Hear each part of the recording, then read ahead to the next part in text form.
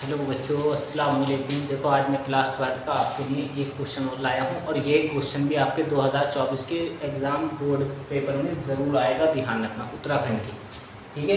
और ये उत्तर प्रदेश वाले बच्चों के लिए भी सवाल है, उसमें भी ये सवाल ज़रूर ही आएगा। ध्यान रखना, 3 मार्क्स का होगा या 2 मार्क्स में होगा और बहुत ईजी सा सवाल है। तो क्या लिखा है, एक व्यक्तिकरण प्रतिरूप के लिए अधिकतम और न्यूनतम तीव्रताओं का अनुपात 36:1 है। तो अब ये बात पता होना चाहिए कि तीव्रताओं को कैसे दिखाते हैं। तीव्रताओं को I1 और I2 से दिखाते हैं। कैसे दिखाएंगे? I1।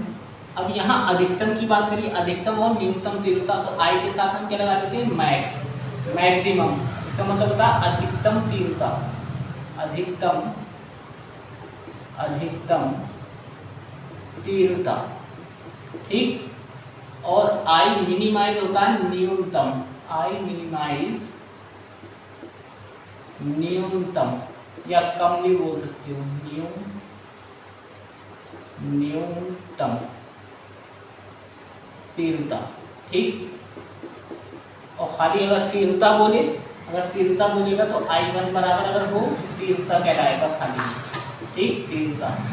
और I2 तब भी तीव्रता ही कहलाएगा। ध्यान रखना, I2 भी यही कहलाएगा, ठीक है।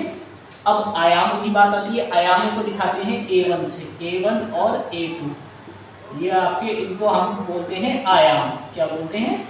आयाम। A1 A2 को हम कैसे दिखाते हैं? आयामों से। इस बस ये मैं आपको समझाने के लिए बता दिया कि इन चीज़ों को कैसे दिखाते हैं। अधिकतम तीव्रता की बात करें तो I मैक्स, और न्यूनतम तीव्रता की बात करें तो I मिनिमाइज, और I1 I2 की बात करें तो सिर्फ तीव्रता, और A1 A2 आयाम। मतलब इनको हिंदी में मैंने बता दिया कि यही बोला जाता है।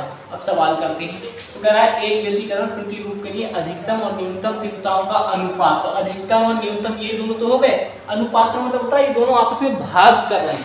तो I max upon I minimize कर देंगे, ठीक। I मिनिमाइज, तो अधिकतम की बात आई तो अधिकतम हो गया 36, तो ऊपर आप लिखोगे 36 और ब्रैकेट में लिखेंगे 1, ठीक। ये हमें दे रखा है। फिर कह रहा है व्यतिकरण करने वाली तरंगों के आयामों की तीव्रताएं का अनुपात बताओ। आयामों तथा तीव्रताओं का, A1 का भी और A2 का भी। तो एक फार्मूला होता है, पहले आप एक फार्मूला लिखना पड़ेगा आपको। A1 plus A2 upon A1 minus A2 का होल स्क्वायर बराबर 36/1, ठीक। अब यहाँ से जब हम वर्ग हटाते हैं तो यहाँ रूट आ जाता है। इस पूरे को क्या आ जाएगा? Root, under root. तो इसको लिख दो, जो बचा करें A1 plus A2 upon A1 minus A2 बराबर अंडर रूट 36/1, ठीक। ये रूट कहाँ से आया? इस 2 को अगर हटाते हैं तो इधर रूट, अगर इस रूट को हटाएंगे तो इस पे 2 आ जाएगा, ठीक। अब 36 का वर्गमूल बच्चों क्या होता है? A1 plus A2 upon A1 minus A2 बराबर 36 का वर्गमूल बच्चों 6 होता है।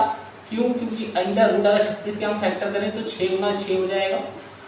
36 के अगर फैक्टर करे जाए टुकड़े तो 6 गुना 6, और वर्गमूल में जब जोड़ा होता है तो 1 बाहर आ जाता है, तो 6, और 1 का वर्गमूल 1 ही रहता है। 1 का वर्गमूल 1 ही रहता है। अब बिल्कुल कुछ नहीं करना है, इस 6 की इससे भी मल्टीप्लाई और इससे भी करना है। तो 6 की जब इससे गुणा होती है क्या हो गया? 6A1 माइनस 6A2, ठीक। अब इस 1 की करेंगे बराबर 1 की इससे गुणा पूरे से होगी तो सेम यही आ जाएगा A1 प्लस A2।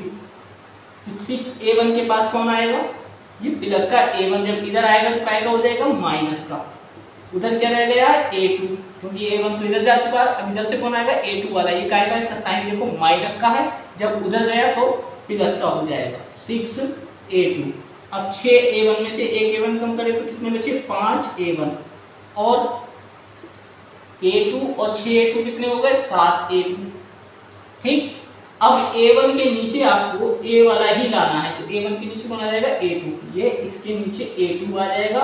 उधर कौन रह गया? 7, तो इसका भाई ये 5 है तो ये इसके नीचे चला जाएगा, ठीक। तो इसको हम क्या लिख सकते हैं? इसका अनुपात हमें मिल गया, तो हम अनुपात लिखेंगे A1 रेशियो A2 बराबर 7:5। तो ये आयामों का अनुपात हमने निकाल लिया, ये आयामों का अनुपात हमने निकाल लिया, A1 और A2, ठीक। अब इसमें बोला है तीव्रताओं का अनुपात। तो तीव्रताओं के लिए अनुपात के लिए अलग फार्मूला होता है, याद रखें।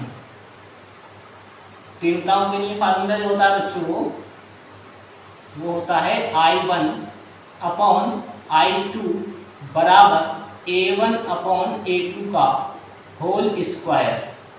तो I1 अपॉन I2, अब A1 कितना आया है, A1 आपका देखो A1 यहाँ है तो A1 की जगह कौन है 7, तो इस A1 की जगह कितना रख दोगे 7 और A2 की जगह कितना रख दोगे 5 और इस पे स्क्वायर लगा दो।